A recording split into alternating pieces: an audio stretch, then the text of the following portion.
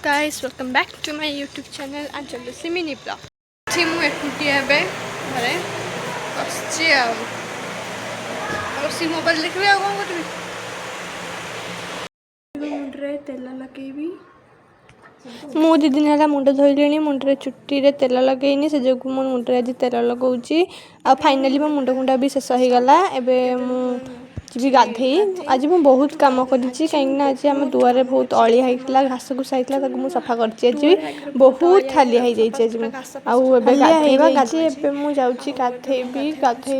ମୁଁ ଗାଧେଇଲା ପରେ ପୁଣି ଭିଡ଼ିଓ ଷ୍ଟାର୍ଟ କରିବି, ୱେଟ୍ କରିଥାନ୍ତୁ।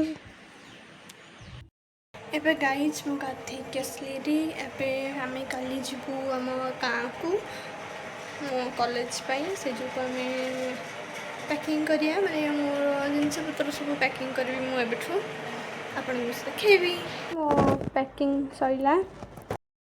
ଆଉ ଆମ ପ୍ୟାକିଂ ସରିଗଲା ସବୁ ଜିନିଷପତ୍ର।